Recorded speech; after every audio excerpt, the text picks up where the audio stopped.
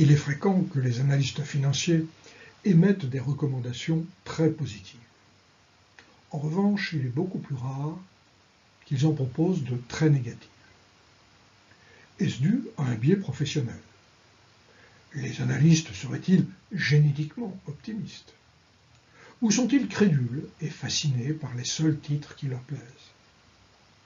Dans ces cas, leur optimisme ne relèverait pas du calcul.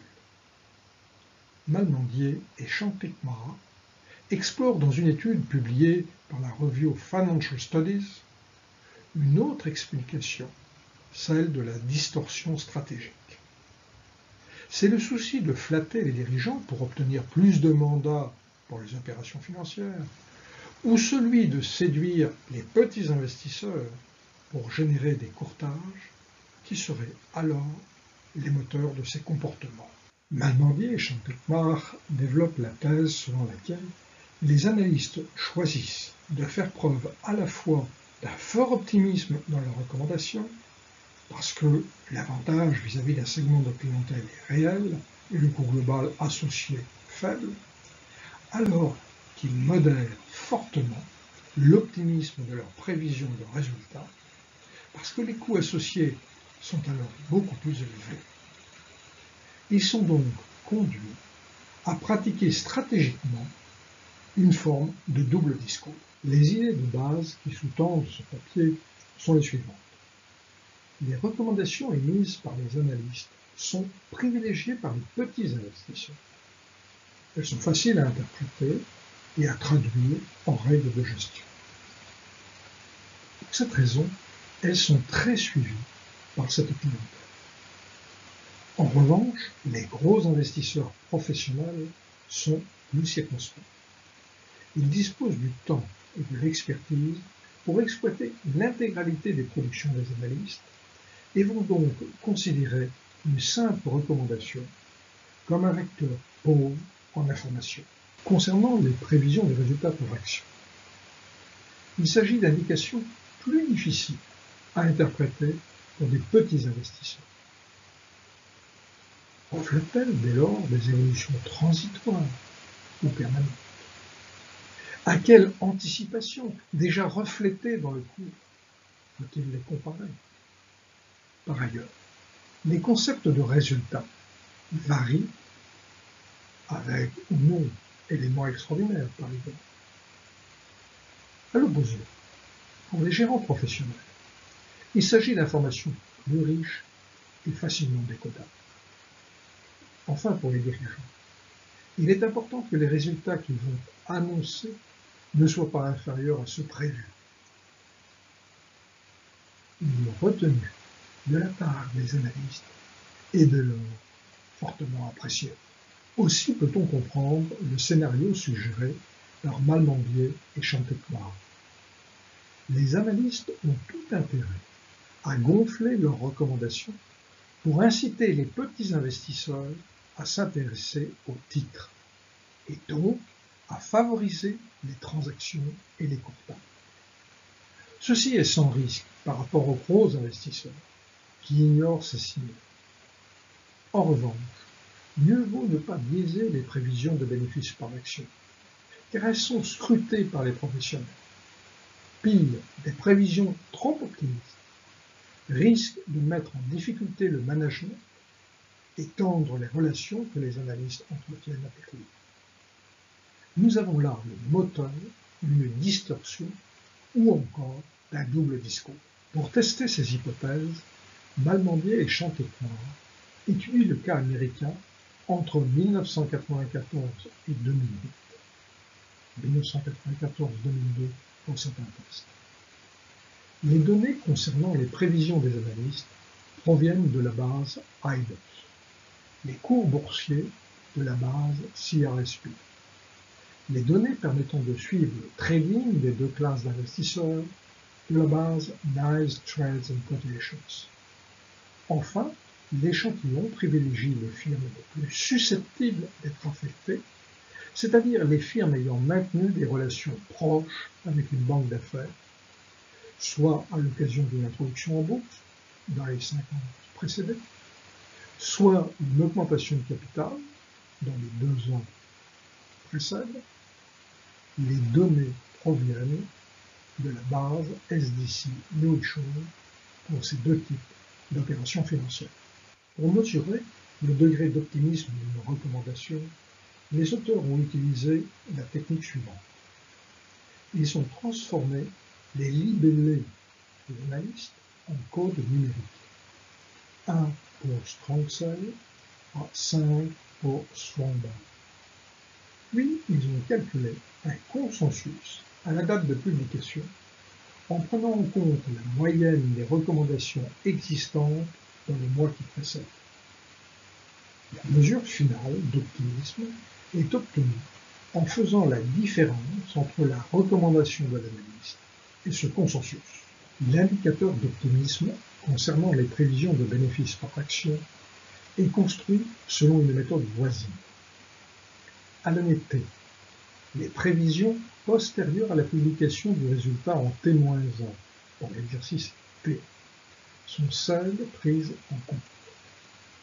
Le consensus est la moyenne des prévisions postées au moment de la publication.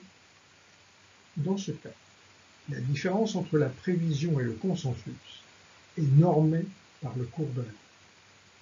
Le tout est multiplié par 100 pour obtenir un indice qui prend des valeurs du même ordre de grandeur que celles de l'indice d'optimisme pour les recommandations. Enfin, Malmendier et Chanketmar proposent un indice original de mesure de l'intensité du double discours.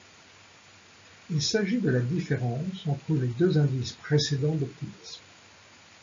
Ainsi, cet indice prend une valeur élevée quand les recommandations sont optimistes et les prévisions pessimistes. L'histogramme des valeurs prises montre que pour l'essentiel, elles sont comprises entre -2 et +2. L'histogramme est légèrement asymétrique vers la droite.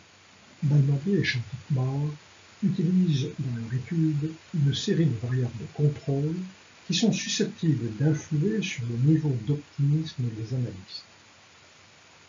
L'affiliation de l'analyste à une banque d'affaires impliquée dans une opération au bénéfice de la firme suivie. L'intensité des relations de la banque et de l'entreprise. Et le capital à réputation de la banque, mesuré par l'importance des opérations qu'elle fait. La loyauté de la firme vis-à-vis de sa banque, le fait de choisir pour des opérations successives le même établissement bancaire. L'importance de l'actionnariat institutionnel. Et enfin, le statut All-Star de l'analyste en question. Pour suivre les comportements des différentes classes d'investisseurs, Malmendier et Chanketmar reprennent la distinction introduite par Lee et Radhakrishna dans une étude publiée en 2000. Les ordres de moins de 20 000 $ sont attribués aux petits opérateurs et ceux supérieurs à 50 000 aux grands. Cette distinction vaut jusque 2003, mais pas au-delà. Par ailleurs, la réaction au niveau du trading par un investisseur de type X pour une firme I à une date T est mesurée par la différence entre les ordres supposés initiés par les acheteurs, cours d'exécution dans la partie supérieure de la fourchette, et ceux initiés par les vendeurs, différence divisée par les sommes des 2 éléments. Ces statistiques sont ensuite centrées et normées. Dans un premier temps, Malmendier et Chanketmar mettent en évidence des résultats statistiques qui traduisent une suspicion de double discours de la part des analystes dits affiliés. En effet, ces derniers biaisent plus fortement leurs recommandations alors qu'ils ne font pas preuve d'un optimisme particulier dans leurs prévisions de bénéfices par action.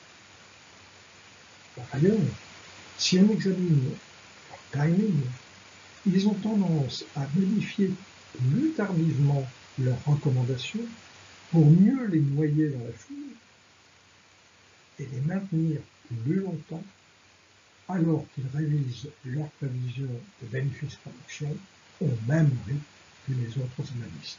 Pour soutenir la thèse de l'intérêt du double discours, Malmendier et Chantecoeur montrent les réactions différentes des petits et grands investisseurs aux publications des recommandations et des prévisions par les analystes affiliés et non affiliés. Ils régressent la variable réaction au trading, TI, sur la mesure de variation de la recommandation ou de la prévision. Le tableau reprend les pentes et constantes de ces diverses régressions. Il apparaît, pour les petits investisseurs, une réaction positive, quelle que soit la nouvelle, aussi bien pour les analystes affiliés que pour les non affiliés. La constante positive est significative. Cette réaction n'existe pas pour les grands investisseurs.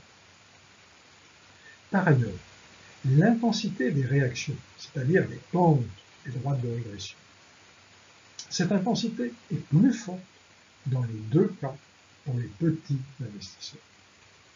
Ce sont donc eux qui sont les plus intéressés par les recommandations publiées par les analystes. Concernant les prévisions, on observe des résultats identiques au niveau des constantes, réactions positives fixes pour les petits et nulle pour les grands. En revanche, les pentes livrent un message très différent. Elles sont élevées et très significatives pour les grands qui réagissent à la nature du contenu. Elles sont négatives, sans être toujours significatives pour les petits, ce qui signifie qu'elles indiquent une grande difficulté à interpréter ce message de la part de cette classe d'investisseurs. Pour mettre en évidence un double discours des analystes, les auteurs estiment un modèle de régression où la mesure d'optimisme pour les prévisions est régressée sur celle pour les recommandations. L'ensemble des variables de contrôle déjà mentionnées et des variables d'interaction figurent dans le modèle. Le plus important est le fait que les trois coefficients associés à ces variables d'interaction sont négatifs et significatifs. Ainsi, il y a une corrélation négative plus prononcée entre les deux formes d'optimisme quand les analystes sont affiliés, quand la firme entretient une relation de loyauté avec sa banque et quand il s'agit d'une banque importante sur le marché des opérations fiduciaires. Enfin, Malmendier et Chantecoeur s'intéressent aux déterminants de la présence de ce double discours. À l'aide d'un modèle de régression logistique, ils montrent que le phénomène est plus présent lorsque l'analyste est affilié, lorsque la pression de la banque ou la loyauté de la banque sont élevées. La fréquence est négativement influencée par le capital réputation de la banque. Enfin, aucune influence n'est mise en évidence lorsqu'il s'agit d'un analyste All-Star ou d'une firme à actionnariat institutionnel élevé. Le jeu stratégique a surtout des dimensions propres à la banque et à la firme. En conclusion, cette étude permet de mettre en évidence les motivations stratégiques dans l'optimisme dont font part certains analystes et de les distinguer de caractéristiques non stratégiques propres aux analystes, naïveté, biais de caractère. Ainsi, les analystes des banques, liés par des opérations financières avec les entreprises, ont tendance à formuler des recommandations optimistes et des prévisions qui le sont moins. Ce double discours répond aux attentes de publics différents. Les recommandations pour les petits investisseurs et les prévisions pour les grands et les responsables d'entreprise. Enfin, cette étude particulière d'un double discours ouvre des perspectives méthodologiques pour l'étude d'autres doubles discours dans le monde financier.